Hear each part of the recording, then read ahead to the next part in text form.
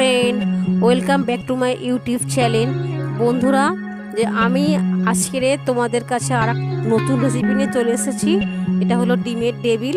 বন্ধুরা, তোমরা যাদের ভালো লাগবে তারা কিন্তু লাইক কমেন্ট শেয়ার করে দিও। অবশ্যই তোমরা আমার পাশে থেকো। তোমরা দেখো যে কিভাবে আমি ডিমের টেবিলটা বানাচ্ছি। দুটো আলু সিদ্ধ নিয়েছি আর 3টে ডিম সিদ্ধ নিয়েছি। তা ওটা আছে আদা আর রসুন। ডিমটাকে আমি একটু ছাড়িয়ে নেব আর আলুটাও কিন্তু আমি ছাড়িয়ে নেব, নিয়ে ওটাকে আমি ম্যাশ করব। আলুটাকে ম্যাশ করব।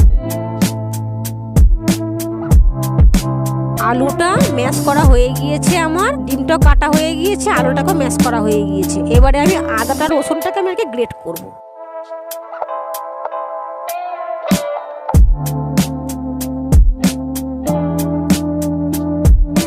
কিন্তু আমার ম্যাশ করা হয়ে গেছে। তারপরে আমি ওর মধ্যে জিরা গুঁড়ো দিলাম, ধনিয়া পাউডার দিলাম, আর হলো একটুখানি লঙ্কার গুঁড়ো দিয়েছি। দিয়ে একটু ভালো করে মেখে নিয়ে আর একটু আর কি কাঁচা লঙ্কাও দিয়েছি, সামান্য আর কি একটু ঝাল ঝাল মতন হবে বলে। আলুটার মধ্যে আমি দিয়েছি 1 চামচ জিরা পাউডার, 1 চামচ ধনিয়া পাউডার, আর হলো লঙ্কার গুঁড়ো, সামান্য একটু লঙ্কার গুঁড়ো দিয়েছি, আর কাঁচা লঙ্কা আমি 4টে দিয়েছি। এবারে যে যেমন পরিমাণে ঝাল খাবে তোমরা, ঠিক সেই পরিমাণে তোমরা আর কি ঝালটা দেবে। কড়াইটা দেখো তেল দিচ্ছি আমি। তেলটা আর কি গরম হয়ে যাওয়ার পরে ওতে আমি আদা গ্রেট করা আর রসুন গ্রেট করা আমি দিয়ে দিলাম। আমি কিন্তু আর কি গ্রেট করে দিয়েছি, বাটা নয়। আর হলো ওতে যে আলুটা ম্যাশ করে রেখেছিলাম ওটা আমি দিয়ে দিলাম। তারপরে হলো ওতে আমি আর কি নুন দিয়েছি, কারণ আমি কিন্তু আগে থেকে নুনটা দিইনি, তাই আমি পরে নুন দিলাম। তারপরে আমি ওতে দিয়েছি একটুখানি ওটা অবস্থা কি কষার পরে ওতে আমি দিয়েছিলাম গরম মশলার গুঁড়ো। তারপরে দিলাম আমি অল্প একটু বাদাম দিয়েছি। বাদামটা ঘরে ছিল তাই একটু অল্প একটু বাদাম নিয়ে দিয়ে দিলাম আমি। তোমরা ওইরকমটা বাদামটা দেবে, বেশ খেতে ভালো লাগে, গালে পড়লে বেশ খেতে সুন্দর লাগে। দেখো বেশ একটু ভালো করে কষবো, একটুখানি কষলেই হয়ে যায়, বেশিক্ষণ সময় লাগে না।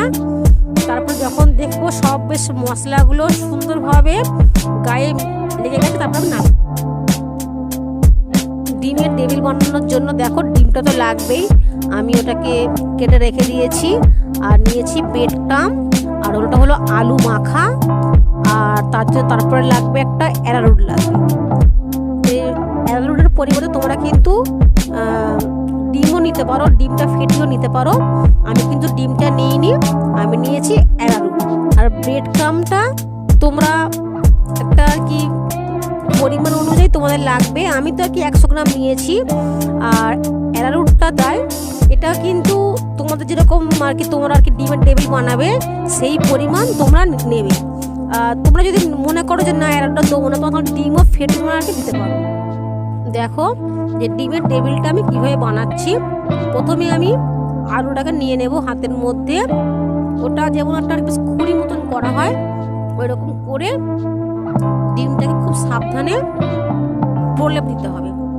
সুন্দরভাবে কিন্তু আস্তে আস্তে করতে হবে, কারণ না হলে কিন্তু ডিমটা আর কি ভেঙে যাওয়ার ভয় থাকে। ঠিক এইভাবে দেখো আমি কিভাবে আর কি করলাম, ঠিক এইভাবে তোমরা আর কি বানিয়ে নেবে। তারপরে এটাকে তোমরা অ্যারারুট জলে ডুবিয়ে নেবে। তারপরে যেটা আর কি ব্রেড ক্রাম্ব আছে ওর মধ্যে ওটাকে কোট করবে। এরকম করে 3-4 বার দেবে।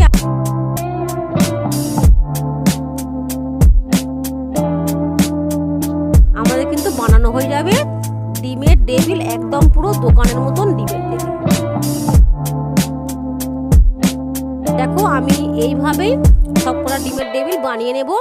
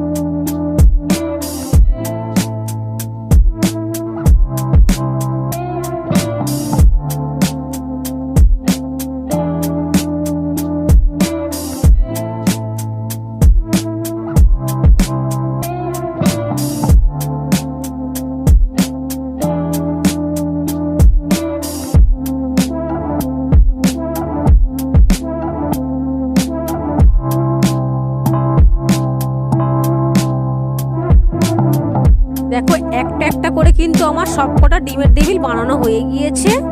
তোমরা তাহলে কি দেখো যে কিভাবে করেছি আমি। তোমরা ঠিক এইভাবে তোমরা আর কি বানাবে।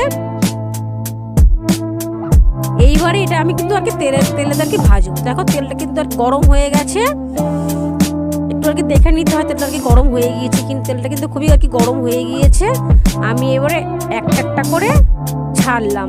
তো এবারে আমি সবকটা ডিমের টেবিল লাল করে ভেজে নেব। তা দেখো বেশ লাল লাল মতন হয়ে গিয়েছে। একটু লাল লাল মতন হয়ে গেলেই তো দেখো সবকটা কিন্তু ডিমের টেবিল আমার লাল লাল করে ভাজা হয়ে গিয়েছে। এবারে আমি নামাবো।